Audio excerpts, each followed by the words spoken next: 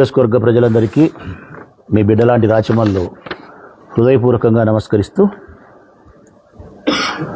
మరొకసారి మన ఊరు అభివృద్ధి గురించి, సంక్షేమం గురించి,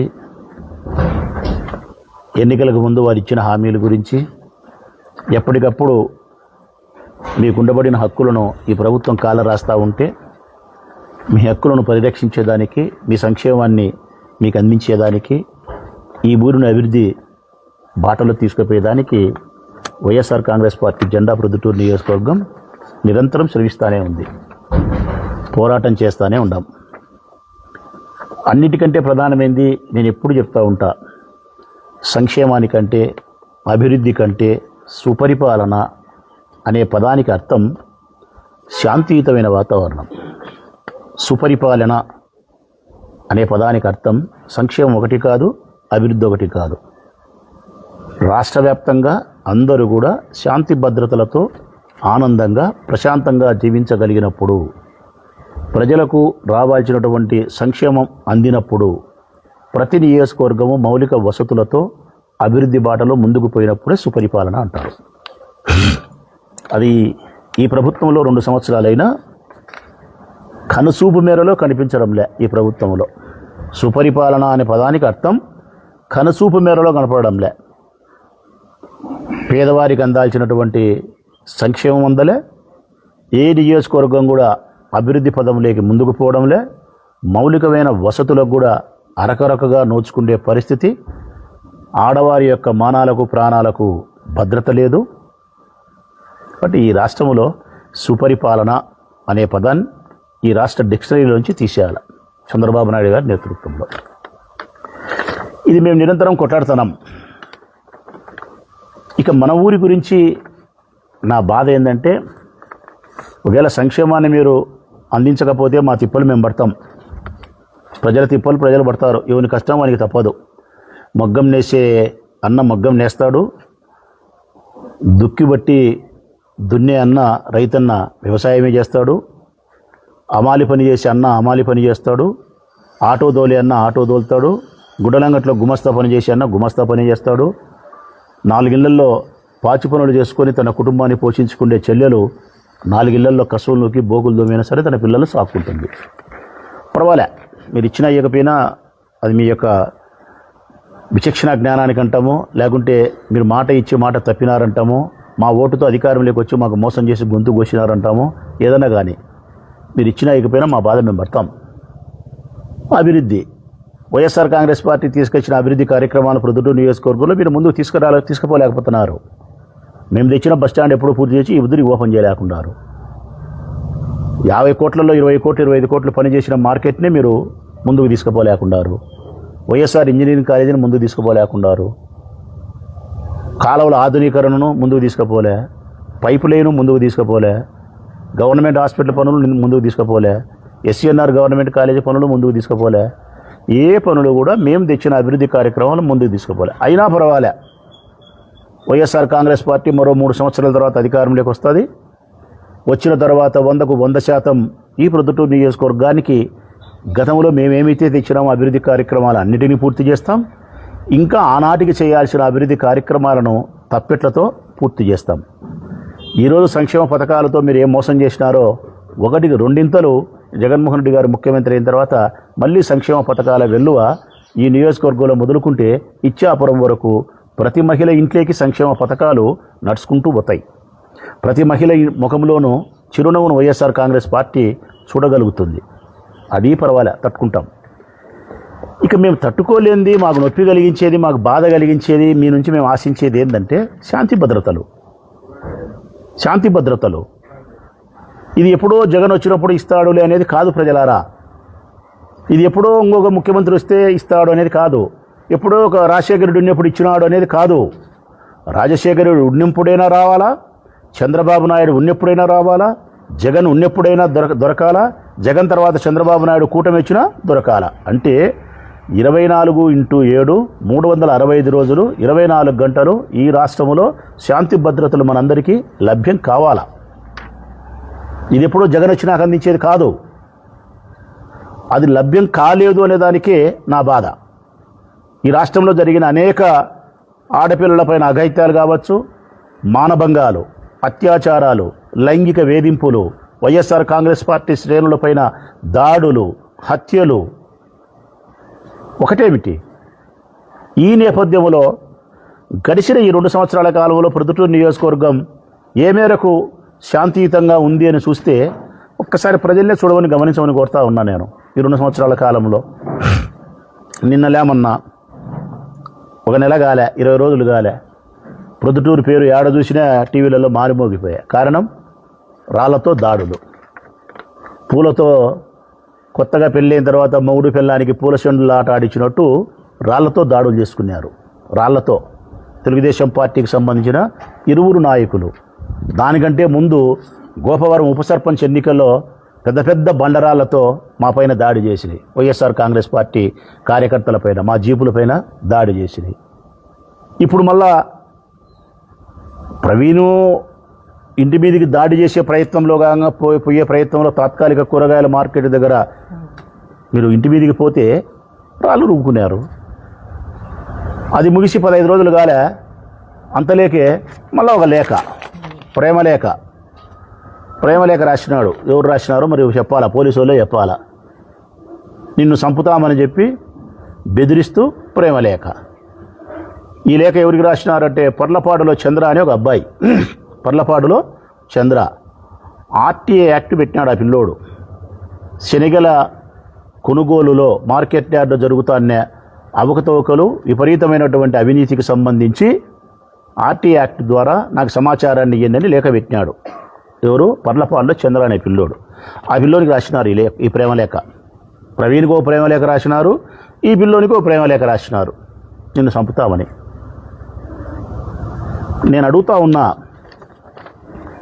పోలీస్ అధికారులను, ప్రజలను కూడా గమనించమని కోరుతా ఉన్నా. వీళ్ళిద్దరూ బాహాటంగా పట్టపగులే ప్రొద్దుటూరు నియోజకవర్గంలో కూరగాయల మార్కెట్ దగ్గర, అంటే కొన్ని వందల మంది ప్రొద్దుటూరు పట్టణానికి సంబంధించిన ప్రజలు కూరగాయల కోసం వచ్చే చోట మహిళలు, చిన్నపిల్లలు, వృద్ధులు, ఆడవాళ్ళు, పురుషులు, రకరకాలు ఊరంతా అడిగి వస్తుంది, కొన్ని వందల మంది. అట్లాంటి చోట పట్టపగలే బహిరంగంగా అటుపక్క 100 మంది, ఇటుపక్క కొన్ని వందల మంది కలిసి పెద్ద పెద్ద రాళ్లతో దాడులు చేసుకుంటూ ఉంటే ప్రజలకు అసౌకర్యమాట దేవుడు ఎరుగు. ప్రాణాపాయ పరిస్థితి ఏర్పడితే తగలకూడని వ్యక్తికి తగలకూడని చోట రాయి తగిలి మరణిస్తే వారి భార్యకు, పిల్లలకు సమాధానం ఎవరు చెప్తారు? ఈ తెలుగుదేశం పార్టీ నాయకులు చెప్తారా? పోలీసు వాళ్ళు చెప్తారా? దాడి చేసుకునే దానికి పోలీసులు నేను తప్పుపట్టలే. దాడి చేసుకునేది పోలీసు వాళ్ళకు ముందస్తు తెలియదు. కానీ ఎస్ఎస్ మాల్ దగ్గరికి ప్రవీణ్ కుమార్ రెడ్డి పోయిన తర్వాత కొండారెడ్డి వాళ్ళు దాడి చేస్తారని తెలుసుకున్న పోలీసులు ప్రవీణ్ కుమార్ రెడ్డిని ఇంటికి తీసుకుపోయే ప్రయత్నం చేసినారు. ఆ తర్వాత దాడి జరిగింది. అంతవరకు నేను మిమ్మల్ని తప్పు పట్టను. బహిరంగంగా రాళ్ళు రువ్వుకునే తర్వాత ఇరు వర్గాలపైన పోలీసులు కేసు నమోదు చేసినారా అని అడిగితే అక్కడ నేను తప్పు పడతాను పోలీసుల్లో. వరదరాజిరెడ్డి వర్గం పైన మీరు పోలీసు కేసు పెట్టకపోయేది. దాడి చేయడానికి ప్రయత్నం చేసిన వాళ్ళు, ఆత్మరక్షణ కోసం రాళ్ళు వేసుకున్నటువంటి ప్రవీణ్ కుమార్ రెడ్డి మీద కేసు పెట్టకపోయేది. ఇద్దరి మీద కేసు పెట్టాలి కదా. ఇద్దరిని వీడియోలలో చూసి 3 టౌన్ పోలీస్ స్టేషన్కు పిలిపించి నిలబెట్టి, ఇదిగో వీడియోలో చూసినా మీరందరూ రాళ్ళు వేసినారని చెప్పి వారికి పోలీసులు వారిదైన శైలిలో కౌన్సిలింగ్ ఇవ్వాలి కదా. కౌన్సిలింగ్ ఇవ్వలే.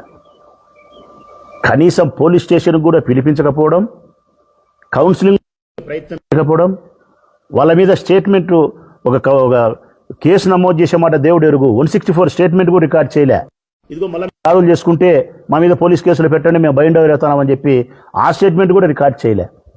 ఇంత యథేచ్ఛగా తెలుగుదేశం పార్టీకి సంబంధించిన నాయకులని చెప్పి, కార్యకర్తలని చెప్పి శాంతి భద్రతలకు విఘాతం కలిగించే విధంగా వాళ్ళు ప్రవర్తించినా పోలీసులు చర్య తీసుకోకపోతే దాని ఫలితమే ఈ ప్రేమలేఖ ప్రజలారా.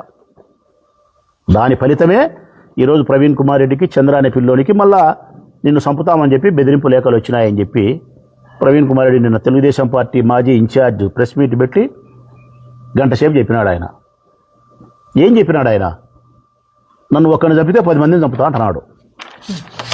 నాది ఒక రక్తబొట్టు పడితే 10 రక్తబొట్లు మీ ఇంట్లో పడతాయి అంటున్నాడు. దేనికి సంకేతం ఇవన్నీ? దేనికి? ఏం చేయాలనుకుంటున్నారు ఈ ఊరిని? వరదరాజిరెడ్డి గారిని అడుగుతా ఉన్నా, నేను తెలుగుదేశం పార్టీ నాయకులను అడుగుతా ఉన్నా.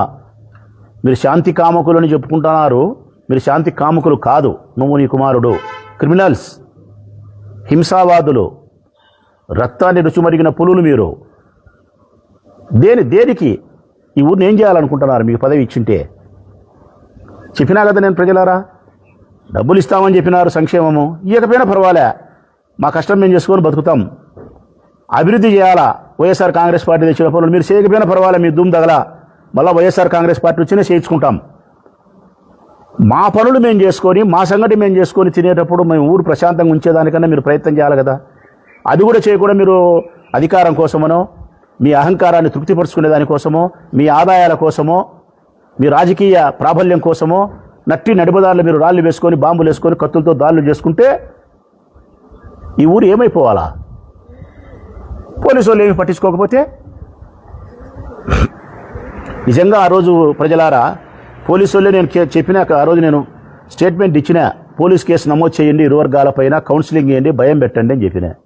ఆ రోజు పోలీసు వాళ్ళు కన్నా ఇద్దరి మీద కేసులు పెట్టి కౌన్సిలింగ్ ఇచ్చి పోలీస్ స్టేషన్లో భయం పెట్టింటే ఈరోజు ప్రేమలేఖ రాస్తారా? అంటే ఆర్టీఐ యాక్ట్ ప్రకారం, అంటే సమాచార హక్కు చట్టాన్ని ఉపయోగించుకొని ఎవరైనా ఏదైనా అవినీతి జరిగిందని చెప్పి వివరాలు అడిగితే చంపే ప్రయత్నం అధికార పార్టీ వాళ్ళు చేస్తే ఇంక మా పరిస్థితి ఏంది? ప్రజల పరిస్థితి ఏంది? ఎవడు సమాచార హక్కు చట్టం ప్రకారము, ఆర్టీఐ యాక్ట్ ప్రకారం ఏదైనా అడిగితే వివరాలను మేము చంపుతామని బెదిరించే ఎక్కడికి? ఈ ఊరిని ఎక్కడికి తీసుకుపోవాలనుకుంటున్నారు?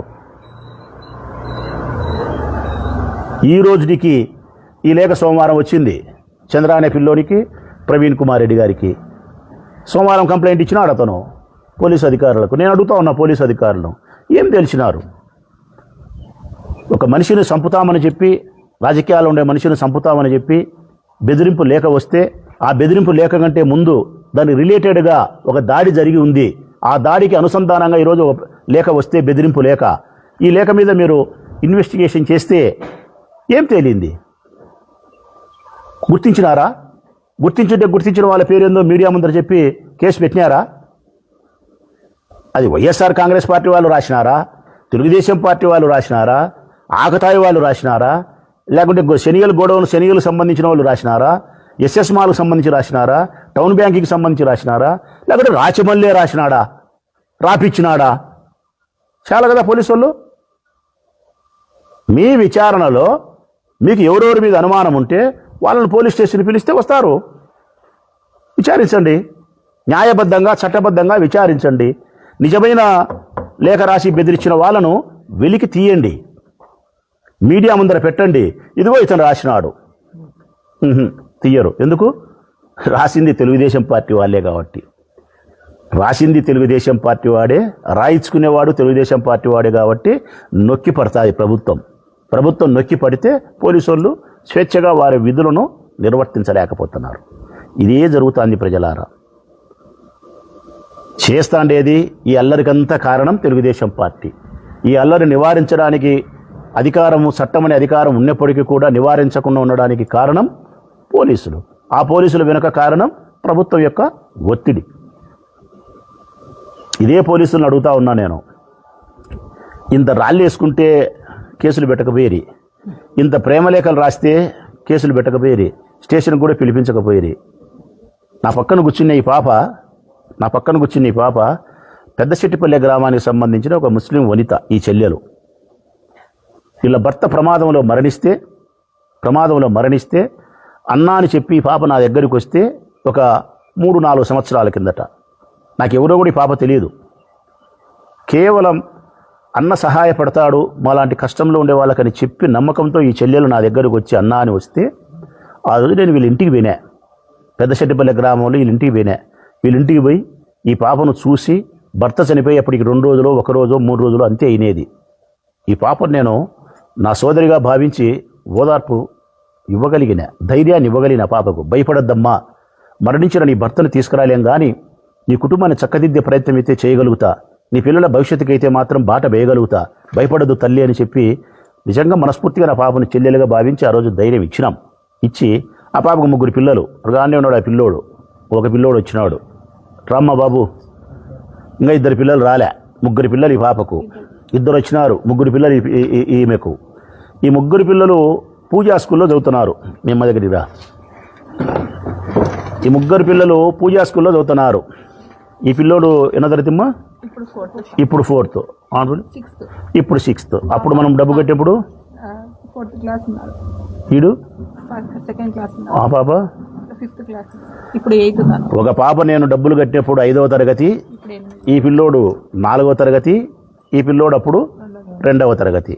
ఈ 3 పిల్లలు ఉన్నప్పుడు ఈ పాపకు ఆ రోజు నేను మాట ఇచ్చి, ఈ 3 పిల్లలు పూజా స్కూల్లో చదువుతున్నారు కాబట్టి తండ్రి మరణించినాడని చెప్పి ఎక్కడో మీకు ఇష్టం లేని స్కూల్కి పంపాల్సిన అవసరం లేదు, 10వ తరగతి వరకు 3 చదువులు పూర్తయ్యేంత వరకు నేనే ఫీజులు చెల్లిస్తా, అక్కడ ఎన్ని లక్షలైనా పర్వాలే, అంతవరకు 10వ తరగతి వరకు ఫీజులు చెల్లించడమే కాకుండా నీ కుటుంబ అవసరాలకు ఏదైనా డబ్బు అవసరమైనప్పుడు నేను సహాయపడతా తల్లి. ప్రస్తుతానికి నీ బిడ్డ పేరుతో, నీ కొడుకుల పేరుతో కొంత డబ్బు కూడా బ్యాంకులో జమ చేసి బాండ్ ఇస్తా, తలా 10 లక్షలకో 5 లక్షలకో, అది కూడా వాళ్ళ భద్రతకు ఉపయోగపడుతుంది అని చెప్పి ఆ పాపకు నేను ధైర్యం ఇచ్చి పూజా స్కూలు పోయినాం. ఆ రోజు మేము పూజా స్కూలు పోయినాం. పోయి ఆ రోజు రాజారెడ్డి వాళ్ళు బతికే ఉన్నాడు, మాకు కావలసిన వాడే రాజారెడ్డి. స్కూల్ యాజమాన్యంతో మాట్లాడి, అక్కడ ఉండే ప్రిన్సిపల్తో మాట్లాడి, ఈ 3కి అంటే వీళ్ళిద్దరి పిల్లలు, 2 పిల్లల కంటే పెద్ద పాపకు 3 10వ తరగతి అయిపోయేంత వరకు ఎంత డబ్బు అయితే కట్టాలనో అంత డబ్బు నేనే కడతానని ఒప్పుకొని ఆ రోజు స్కూలుకు 6 లక్షల రూపాయలు నేను కట్టినా.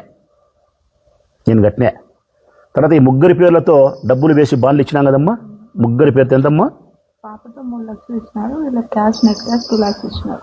పాప పేరుతో 3 లక్షల రూపాయలు డబ్బులు వేసి బాండ్ ఇచ్చినా, వీరిద్దరికి ఒక్కొక్కరికి సరి 2 లక్షల రూపాయలు నగదు లెక్క ఇచ్చినాం.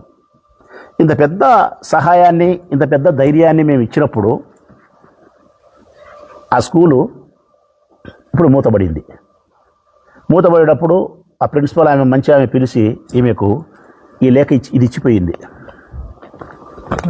ఈమె డబ్బులు కట్టిన శైలజ ప్రిన్సిపల్ మేడం మంచిది, ఇదిగోనమ్మా నువ్వు కట్టిన డబ్బు ఈ స్కూల్ మేమంతా ఇప్పుడు క్లోజ్ చేసి వేరే వాళ్ళకి ఇచ్చి మేము పోతున్నాము, నువ్వు కట్టిన డబ్బుకు గాను ఇంత పోయింది, ఇంకా ఇంత డబ్బు రావాలా నీ పిల్లలు గుట్టేంత వరకు, ఇదిగో రిసిప్ట్ అని చెప్పి ఆథరైజ్డ్గా ఎంత లెక్క ఇవ్వాలనేది కూడా రాసి ఇచ్చిపోయింది. 5,44,800 రూపాయలు.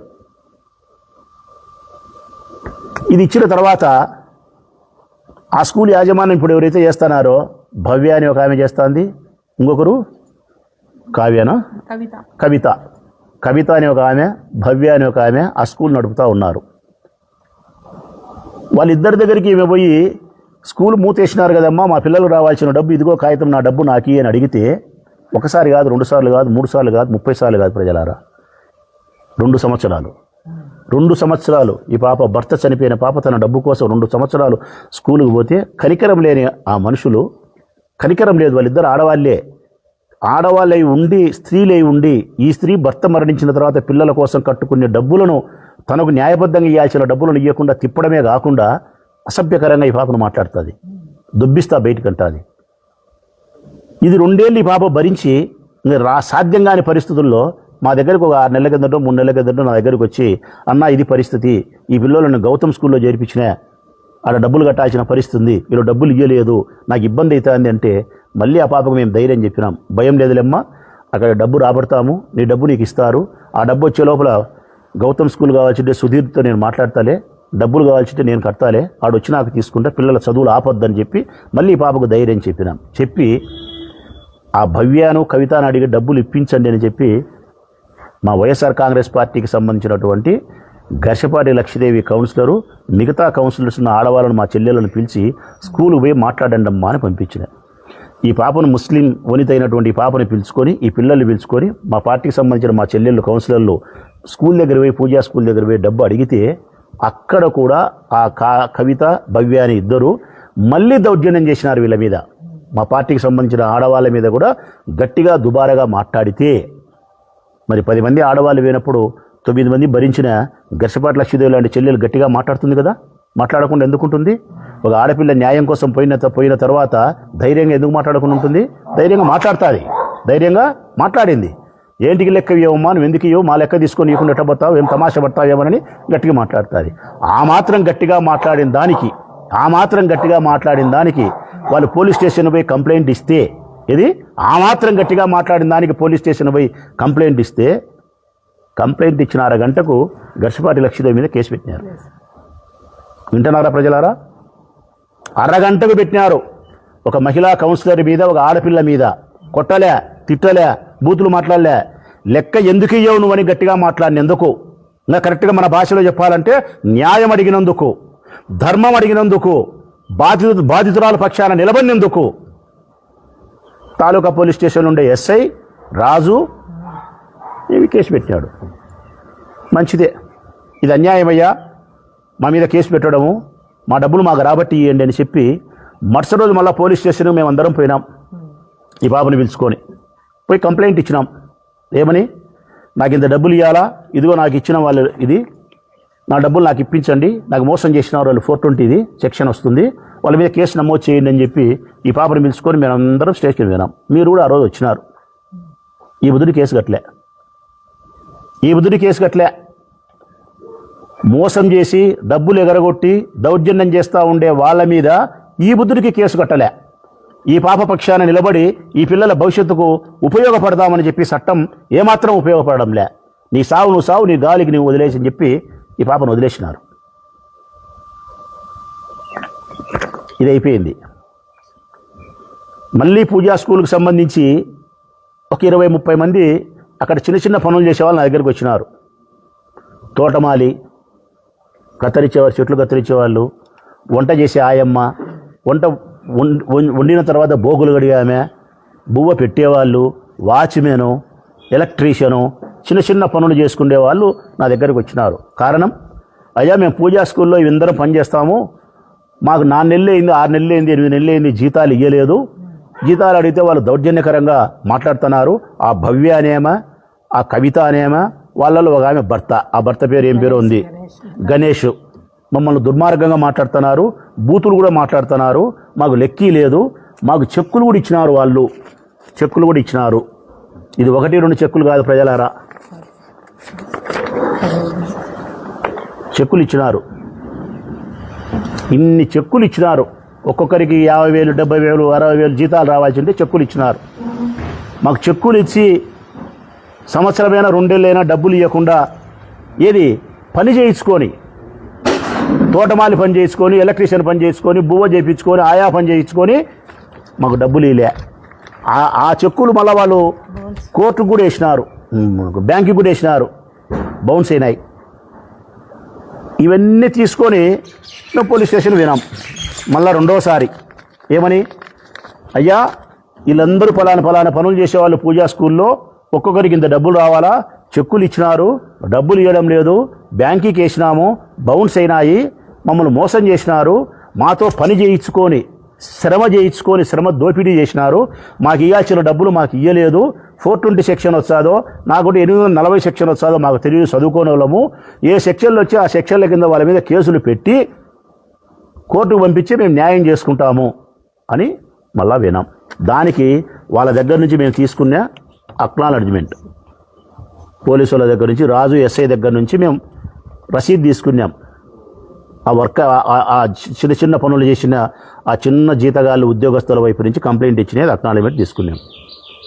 ఇది ఇప్పటికి జరిగి మళ్ళా 2 నెలలు అవుతుందో, నెల అవుతుందో ఈ బుద్ధుడి కేసు కట్టలే.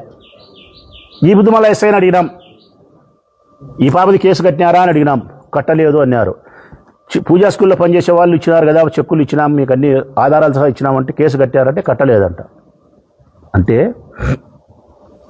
అన్యాయం జరిగితే కేసు కట్టరు. బాధితురాలు స్టేషన్కి వస్తే ఎందుకు ఇంతమంది స్టేషన్కి వస్తారని ఆ రోజు మమ్మల్ని గదురుకున్నారు, రాకూడదు అని చెప్పి. అదే వైఎస్ఆర్ కాంగ్రెస్ పార్టీకి సంబంధించి మా సోషల్ మీడియా ఒక పోస్టింగ్ ఏదైనా మంచిదే, సంక్షేమ పథకం ఇవ్వలేదని మా వంశీలో ఎవరో పోస్టింగ్ పెడితే 2 టౌన్లో ఆయన అప్పుడు ఎస్ఐ ధనంజయ ఎవరో, ఇప్పుడు సిఐ అయినాడు, కేసు పెట్టినాడు. కేసు పెట్టి మా సెల్ ఫోన్ తీసుకున్నాడు. 50,000 చేసే సెల్ ఫోన్ లాక్కున్నారు దౌర్జన్యంగా. సోషల్ మీడియా యాక్టివ్గా ఉండే వంశీనే మా పిల్లోని. పోస్ట్ ఏం చెడ్డ పోస్ట్ కాదు, చెడ్డది కానే కాదు, చెడ్డ మేము పెట్టాం, మేము చెడ్డ పెట్టాల్సిన అవసరమే లేదు. సోషల్ మీడియా యాక్టివ్గా ఉండే వైఎస్ఆర్ కాంగ్రెస్ పార్టీ వారి మీద కేసు పెడతారా? మొన్న వరదరాయుడి మీద ఎవరో పోస్టింగ్ పెట్టారని చెప్పి 1 టౌన్ పోలీస్ స్టేషన్లో సోషల్ మీడియాలో పెట్టినారని పోస్ట్ పెట్టారని కేసు పెడతారా? దానికైతే కేసులు పెడతారు, వీటికైతే కేసులు పెట్టారు. రాళ్ళు వేసుకుంటే కేసులు పెట్టారు, కౌన్సిలింగ్ ఇయ్యరు, పోలీస్ స్టేషన్లో పిలిపియరు. ఇప్పుడు నేను అడుగుతా ఉన్నా, వాళ్ళు రాళ్ళు వేసుకునే సందర్భంలో మీరు మొట్టమొదటి ఇరు వర్గాల మీద కేసు పెట్టి ఉంటే, కౌన్సిలింగ్ ఇచ్చి ఉంటే, వాళ్ళ మీద స్టేట్ రికార్డ్ చేసి ఉంటే, భయం ఉంటే ఈరోజు ఈ బెదిరింపులు వస్తాయా? సరే, బెదిరింపు లేఖలు వచ్చినాయి, ఇప్పుడు వారమైంది, ఇప్పుడైనా మీరు ఇన్వెస్టిగేషన్ చేసి ఎవరో ముద్దాయిలు ముందర పెట్టినారా? పెట్టారు. కారణం వాళ్ళు తెలుగుదేశం పార్టీ వాళ్ళు కాబట్టి. అదే వైఎస్ఆర్ కాంగ్రెస్ పార్టీ వాళ్ళు ఏంటే కన్నా మెట్టుతో కొట్టి మీడియాను అందరినీ పిలిచి రామాయణం చేసిందరు. ఇది న్యాయం కాదు. పోలీస్ అధికారులారా, నేను కాంగ్రెస్ పార్టీనో వైఎస్ఆర్ కాంగ్రెస్ పార్టీనో తెలుగుదేశం పార్టీనో మాట్లాడంలే, నా ఊరు బాగుండాలని మాట్లాడుతానా. ప్రొద్దుటూరు నియోజకవర్గం శాంతి భద్రతల మధ్య జీవించాలా అని మాట్లాడుతానా. మేము కష్టపడి 5 సంవత్సరాల అధికారం ఉన్నప్పుడు ఒక్క గొడవ లేకుండా చూసుకున్నాం, తప్పుడు కేసులు పెట్టకుండా మేము చూసుకున్నాం. ఈరోజు తెలుగుదేశం పార్టీ నాయకులు ఇరువురు కలిసి ఊరును నాశనం చేస్తూ ఉంటే పోలీసులు పట్టించుకోకపోతే, మీరు ఆ రోజు పట్టించుకోలే, ఈరోజు ప్రేమలేక వచ్చింది, ఈ ప్రేమలేక కూడా మీరు పట్టించుకొని భయం పెట్టారు. రేపొద్దున నిజంగా దాడి జరిగి ఏదైనా జరిగితే, ఎవరికైనా ప్రాణాపాయం జరిగితే దాని తర్వాత ఆగుతుందే? ఆగదు. ఎందుకంటే ఆ పిల్లోడు ముందుగానే చెప్తున్నాడు, నాకు ఒక రక్తపొట్టు వచ్చి 10 రక్తపొట్లు అంటున్నాడు, నా ఇంట్లో ఒకటి జరిగితే మీ ఇంట్లో 10 మందికి అంటున్నాడు. పొరపాటున ఎవరికైనా ఏదైనా జరిగితే ఆగుతుందా? ఆగదు. మళ్ళా వేరే వాడి జరగాల. ఈ దాడులకు, ప్రతిదాడులకు, ఈ హింసలకు, ప్రతిహింసకు కారణం ఈ ప్రొద్దుటూరు నియోజకవర్గ తెలుగుదేశం పార్టీ నాయకులు. కారణం తెలుగుదేశం పార్టీ నాయకులు అయితే ఆ కారణాన్ని అణిచివేసి శాంతిని మాకు ఇవ్వాల్సిన బాధ్యత పోలీసు అధికారులపై నుండి, వాళ్ళు తెలుగుదేశం పార్టీ ఇరు వర్గాలు కాబట్టి పోలీసులు మిన్నుగుండుపై ప్రేక్షక పాత్ర వహిస్తూ ఉండడం పోలీసు అధికారులది తప్పు అని చెప్పి వినయపూర్వకంగా చెప్తా ఉన్నా. నేను ఇప్పుడు డిమాండ్ చేస్తూ ఉన్నా, ఈ బెదిరింపు లేఖ రాసిన వాళ్ళని ఎవరో మీడియా ముందు ప్రవేశపెట్టాలా పోలీసు వాళ్ళు. నేను ఈ రోజుకి కూడా వరదరాజిరెడ్డా, కొండారెడ్డా, మరొకరు అనడం లేదు. ఇప్పటికి కూడా నాకు తెలియని విషయాన్ని నేను ఏ విధంగా నిర్ధారణ చేస్తా? అతను నాపై నన్ను చంపడానికి ప్రయత్నం చేస్తున్నారని మాత్రం లేఖ వచ్చిందని చెప్తున్నాడు. ఆ లేఖ ఎవరు రాసినారో చెప్పాల్సిన బాధ్యత పోలీసు వాళ్ళది. పోలీసులకు ఇన్వెస్టిగేషన్ చేసేటప్పుడు వారి యొక్క దృష్టికోణం మా వైపు నుంటే మమ్మల్ని కూడా విచారించమంటున్నాం. నన్ను విచారించాల్సి అంటే నన్ను కూడా విచారించండి. కానీ మీరు ఫైనల్గా ఎవరు ఆ లేఖ రాసినారో బయట పెట్టాల్సిన అవసరం ఉంది. సమాచార హక్కు చట్ట ప్రకారం అడిగితే బెదిరిస్తాం, చంపుతామంటే ఇంకా సమాచార హక్కు చట్ట ప్రకారం మేము ప్రతిపక్షంలో ఉండాం.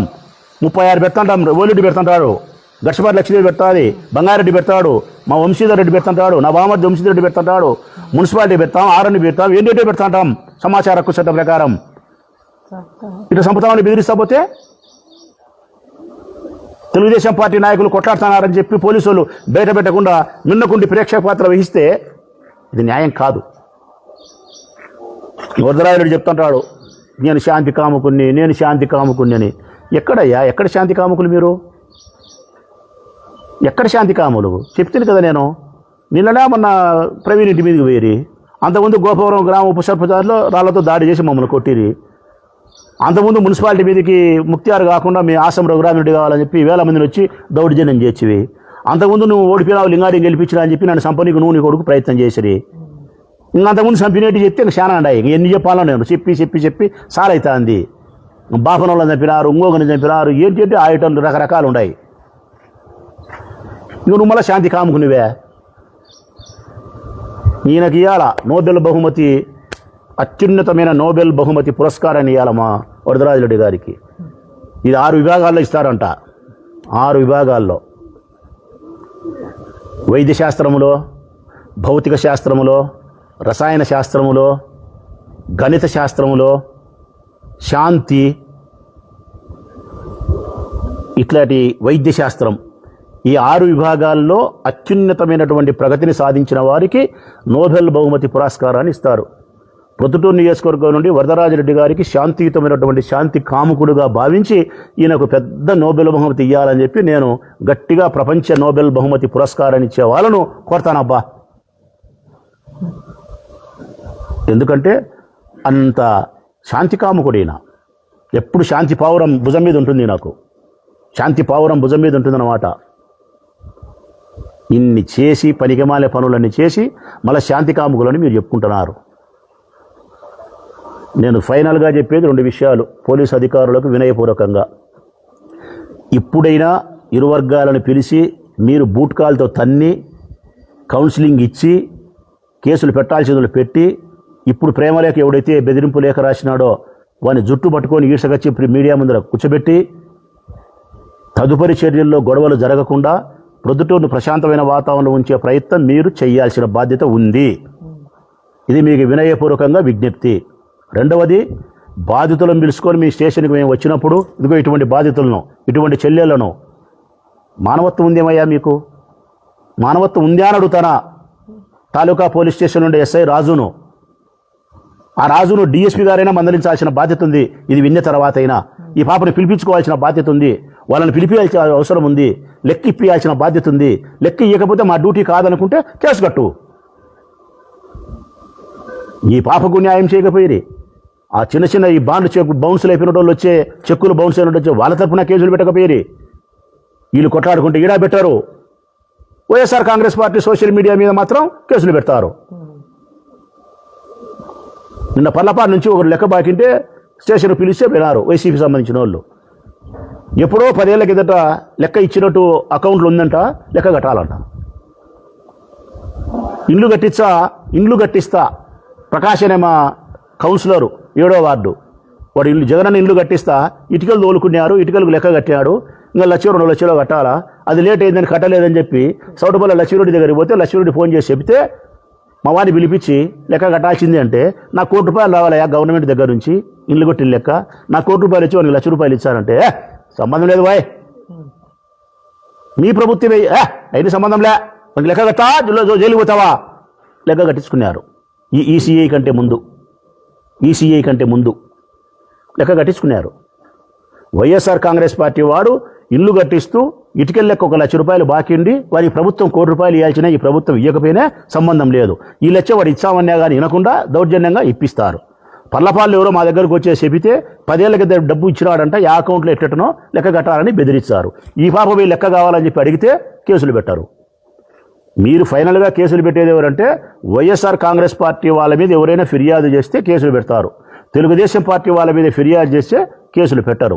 తెలుగుదేశం పార్టీ వాళ్ళు నడి రోడ్డు ఎక్కుకొని రాళ్లతో కాదు బాంబులతో వేసుకున్నా కూడా మీరు కేసులు పెట్టరు. ఈ ఊరు శాంతి భద్రతలకు భంగం కలిగినా కూడా తెలుగుదేశం పార్టీ వాళ్ళను శిక్షించరా? ఇది నేను పోలీసులను వినయపూర్వకంగా అడుగుతాను. అధికారులారా నెమ్మదిగా అడుగుతాను. ఇంకా పూజా స్కూల్కి సంబంధించి ఈ పాప విషయం అయితే చెప్తాను పోలీసు వాళ్ళకే. 12వ తారీఖు స్కూళ్ళు తెరుస్తారు. 12వ తారీఖు లోపల వాళ్ళని పిలిపించి ఈ పాపకు న్యాయం చేసినా పర్వాలే. న్యాయం చేసే క్రమంలో వాళ్ళు పలకపోతే వాళ్ళ మీద కేసులు పెట్టినా సంతోషమే. చట్ట ప్రకారం మేము కోర్టులో చూసుకుంటాం. మీరు కేసు పెట్టగా లెక్క ఇప్పకపోతే 13వ తారీఖు తాలూకా పోలీస్ స్టేషన్ బయట నేను టెంట్ వేస్తా, ధర్నా చేస్తా, రిలే నిరాహార దీక్ష సంవత్సరం రోజులేం చేస్తా. ఈ పాప పిల్లలను అంటే ఈ పాప పిల్లలు నా మేనల్లులతో సమానం, మేనకోడులతో సమానం కూర్చోబెట్టుకొని సంవత్సరం రోజులే సరే రిలే నిరాహార దీక్ష రోజు ఉదయం నుంచి సాయంకాలం వరకు మీ స్టేషన్ దగ్గరనే కూర్చుంటా. మీకు కనికరం కలిగేంత వరకు. సెలవు.